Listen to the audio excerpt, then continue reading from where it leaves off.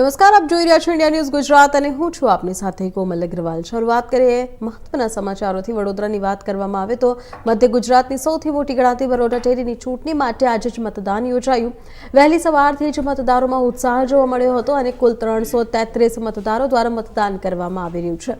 આ ચૂંટણીમાં કુલ 13 માંથી 9 ડિરેક્ટરો બિનહરીફ જાહેર થયા, જ્યારે બાકીના 4 ઝોન માટે મતદાન યોજાયું। ડેસર, વડોદરા, તાલુકા ડભોઈ અને પાવી જેતપુર ઝોનમાં મતદાન ચાલી રહ્યું છે। ઝોન 3, 6, 8 અને 12 માટે 4 બેઠકો પણ કુલ 9 ઉમેદવારો વચ્ચે ટક્કર જોવા મળી રહી છે। સવારે શરૂ થયેલું મતદાન બપોરે 3 વાગ્યા સુધી ચાલુ, જ્યારે મતગણતરી સાંજે 4 વાગ્યા થઈ અને અત્યાર સુધીમાં અંદાજે નોંધણી નોંધાઈ ચૂકી છે।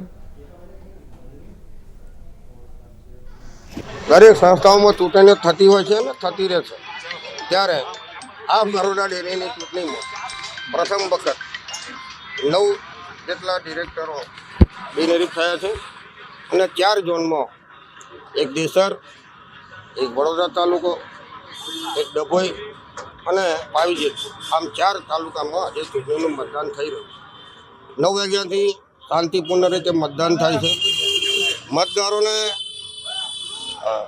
એમની રીતે મતદાન કરે છે, અંદર ઉમેદવાર પર નહીં ફરી શકતા, એ આપ સૌએ જોયું છે। ત્યારે જે મતદારોને જેવી ઈચ્છા હશે એમ એમની રીતે મતદાન કરશે। 3 વાગ્યા સુધીનું મતદાન થવાનું છે। લગભગ 30-35% જેટલું મતદાન થઈ ગયું છે અને બાકીનું લગભગ 100% મતદાન થશે। 1-2 મતદારો એક્સપાયર થયા છે, એ સિવાય આ 4 ઝોનમાં બહુ ઉત્સાહપૂર્વક ચૂંટણી થઈ રહી છે અને દૂધ ઉત્પાદકોના હિતમાં જે પણ ડિરેક્ટરો ચૂંટાશે એ સારી રીતે કામ કરશે એવી મને ખાતરી છે। આજે સાંજે પરિણામ આવી જશે, આવતીકાલથી શું જુઓ છો તમે બરોડા ડેરીનો વહીવટ? બરોડા ડેરીનો વહીવટ તો ઉપરવાળાની મહેરબાનીથી જે થતો આવ્યો છે ને થવાનો છે। ટોટલ અમારી પાસે અમારા ડેસર ઝોનના ઇલેક્શનમાં ટોટલ 82ના વોટિંગમાંથી 61 મતદારો અમારી સાથે છે, 61 પ્રમુખો અમારી સાથે છે અને બહુ સારામાં સારા મતથી સુરપાલસિંહ પરમાર ભારતીય જનતા પાર્ટીના જે ઉમેદવાર છે એમની જંગી બહુમતીથી જીત થવાની છે અને 5 વાગે પરિણામ તમારા સામે હશે। બરોડા ડેરીની ચૂંટણીમાં એમાં મતદાર છું અને ભાજપના ઉમેદવાર ચૂંટણી લડતા હોય તો સ્વાભાવિક છે કે ભાજપના ઉમેદવારને ટેકામાં આવવું પડે।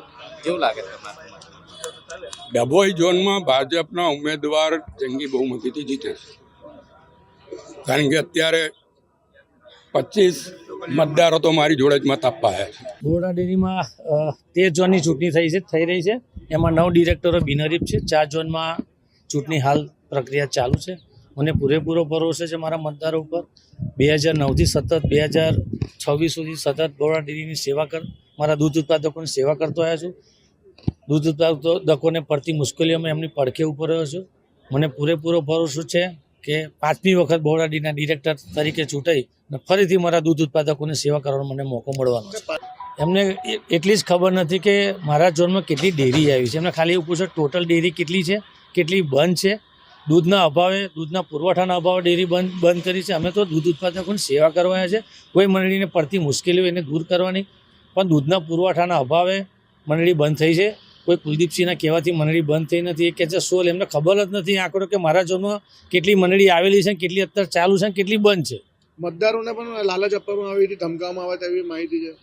મતદારો નિડર તરીકે મતદાન કરી રહ્યા છે। મને પૂરેપૂરો ભરોસો છે સાંજે 4 વાગે મારા તરફે પરિણામ આવવાનું છે। ફરીથી મને 5મી વખત બરોડા ડેરીના દૂધ ઉત્પાદકોની સેવા કરવાનો મોકો મળવાનો છે।